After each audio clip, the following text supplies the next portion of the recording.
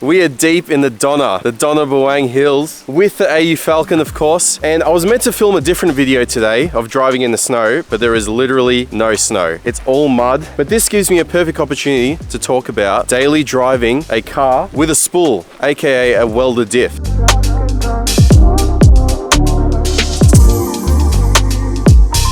As some of you guys may know, I installed a spool into this diff a couple of videos ago and I've been dailing it for probably a few weeks now. What is it like? Is it crap? Is it good? Can you tolerate it? Well, I'm about to show you guys all the secrets. So this is my 2001 Series 2 AU XR6 in Venom Red or Venom Pink in some lights. It has a 345 LSD from factory, but what I did was I removed the very tired LSD center and replaced it with an open center. Whatever the outside wheel or the inside wheel do, they are locked, which means it does stuff like this.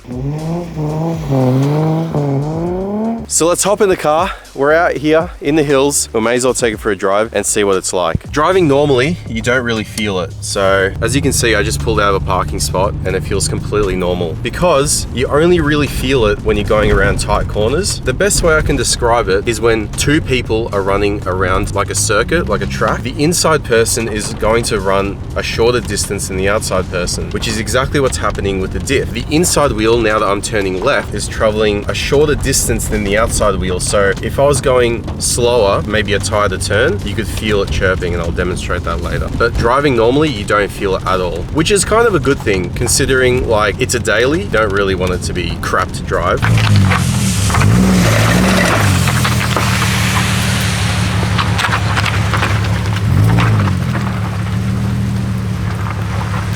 As you can see, on a loose surface, you barely notice it. The tires have no grip because obviously the gravel is taking up the slack, whereas on concrete, especially on dry concrete, you really feel it. And also different types of bitumen, like if it's smooth or if it's a little bit rocky, depends on the type of concrete, but parking is where you really feel it and maneuvering at slow speeds. Decided even though there's not supposed to be any snow, I'm gonna drive up to the top because I've already made it this far. I may as well just keep going, right? Lucky this thing has a factory installed diff locker so we don't get stuck. The one thing I really hate about this car, and it's my own fault, is you can probably hear it.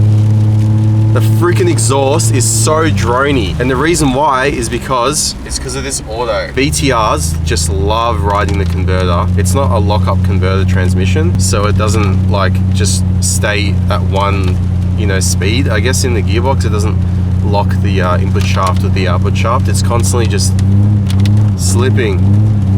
And it's very annoying, and it makes the car that little bit less bearable daily driving it, especially going up hills like I am now. But hopefully in the near future, I'll manual swap it because I already have one waiting to go in. I'm just waiting for that perfect time where I can chuck it in. This thing is actually quite a lot of fun driving in the hills because AUs have double wishbone suspension in the front, so it feels pretty good.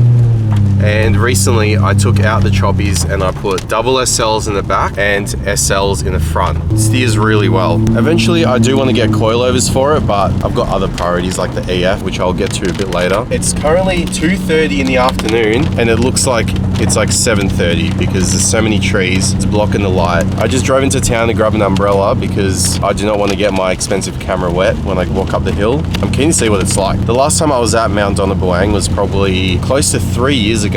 I wonder if it's changed.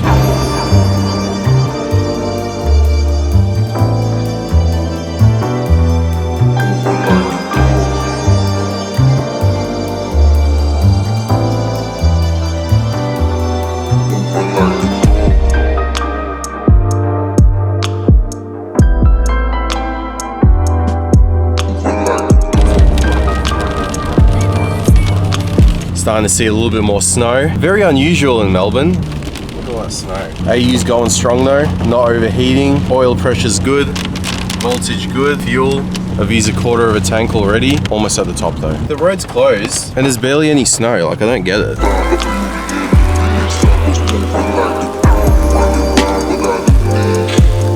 I car could easily get up here. It looks like they've plowed the middle of the road. Why can't we just drive up? I remember a couple of years ago, you could drive straight up to the summit, and now we got to walk, and I'm the most unfit man in the world. So while I'm walking up to the summit, I thought I'd give you guys a bit of a personal life update. So a couple of videos ago, I got the EF running with Ollie for the first time in probably 6 months. The last time it ran, it bent like 3 valves. I'm currently filming a video on the EF, and something not good happened, and that'll be revealed in the next video. But there was a small fire. That's not ideal. A lot of people ask me like where my S15 is. A lot of OG subscribers. I still have it. I barely drive it because it's just an expensive car, and I can't really afford to fix it because, you know, I've got the EF to build. Holy f, I'm so out of breath. As much as I'd love to drive it, it's just not. I can't really justify it at the moment because insurance is expensive. I got defected, so I'm a little bit past to drive it, but I definitely do want to start driving it again because, you know, I've had that car for over 5 years and I'll probably never get rid of it. A few people have also asked me, like, do I still have the BF? Do I still have the Lancer? No,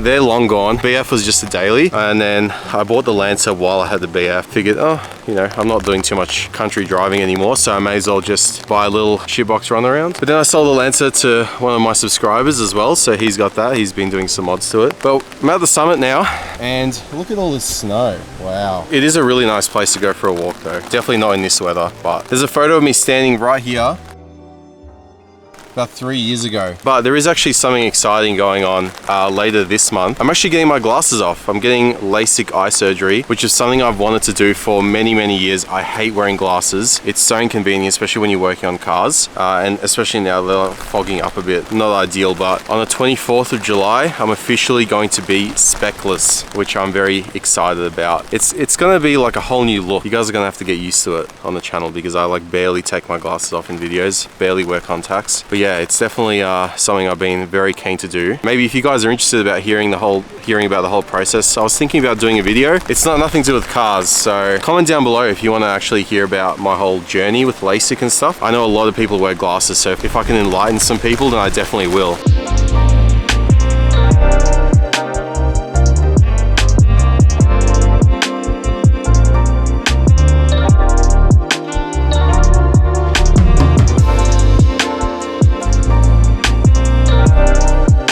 Alright, the weather is getting really bad, so I'm gonna go run to the car. My hands are turning purple. Oh, that's enough for me today.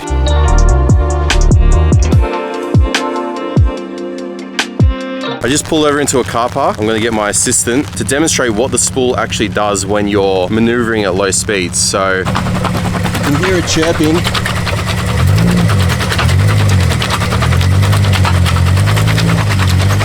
And it shakes the whole inside of the car. That's probably the worst part about it.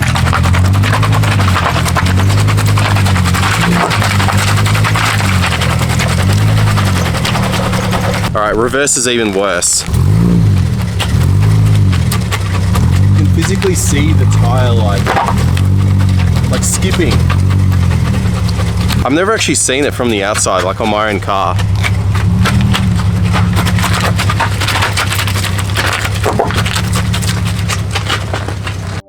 I've just pulled up to the shop. It is now 8 o'clock at night. I've got something to show you guys. A lot of you have been complaining about this one thing in my videos and Rex's videos. Look at this. Ready? 3, 2, 1. Whoa, Jesus. I actually have to squint my eyes now. Look at these lights. It's so illuminated now, this EF. I haven't been able to see it properly. Now I can see. Don't even need my glasses. Well, there you go. So just today, Rex and Lachlan and Mason from Merc Fabrication and Service came around and installed these high bays. So there are, I believe, 1, 2, 3, 4, 5, 6 of them. There's probably gonna be one more that's gonna go up there. Up in the chill area, there's gonna be a strip light as well. So it's gonna be very good. But in here, I could film at night quite easily now. I don't have to use my phone with the flashlight on. I can come in at 3 o'clock in the morning if I want to and film a video. So I've done a life update. May as well do a shop update while I'm here. If you guys haven't seen the last couple of videos, I now have a working hoist. I'm not sure why Rex's piece of shit is parked underneath it, but it is. Having a hoist is such a game changer. In my previous job as a mechanic, apprentice mechanic, I worked on on hoist for 4 years, and it was very hard coming home, having to work on the EF, on jack stands, on the floor, with poor lighting, and now this is like a dream come true. I've got excellent lighting, I've got my own hoist. This car is like 2 steps forward, 3 steps back. It's cursed. I swear it's cursed. So I've also been doing a little bit of spring cleaning with Rex's help as well. Picked myself up a new shelf. It's got all of my crap on it. And I've also got that blue toolbox over there. And there's also a green snap-on one in the corner. Once you grow up a little bit, the smaller stuff starts to excite you a bit more. So this shelf, to me, is very exciting. This hoist is very exciting. But to the average person, it's probably like, whatever, I go to my mechanic, he has a hoist. My main goal in the next few weeks is to get this car done, because when I got this car, it was meant to be simple. I was meant to slap a turbo on it and that's it. And it spiraled so much, I bit off way more than I could chew. It's honestly holding me back a little bit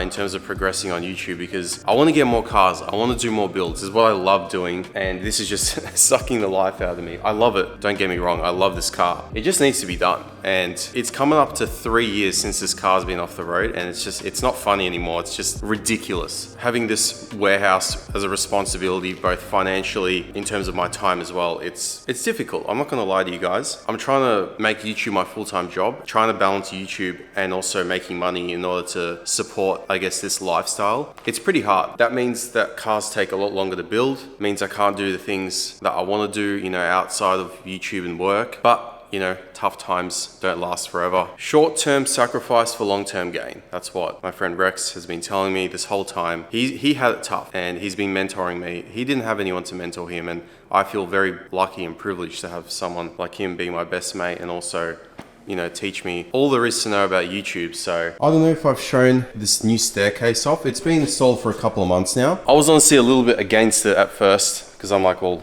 what's the point? It's just an empty space up here. But now I actually find myself using it quite a lot. Sometimes, you're enraged working on a car. It happens. You just come up here, sit down, and you just chill. Go on your phone for a bit, have a drink. Look at the piece of crap that's sitting on your hoist that hasn't ran in 30 decades. It's chills, So thank you guys very much for watching today's video. It was a little bit of a different one. It was more of a vlog style. I just didn't want to leave you guys without a second video this week, because I am trying to do 2 videos a week. But normal EF content and AU content will be resuming next week. And also, I might go back to the wreckers, because I kind of miss them. But yeah, once again, thank you guys so much for watching. I'll see you in the next one. Take it easy.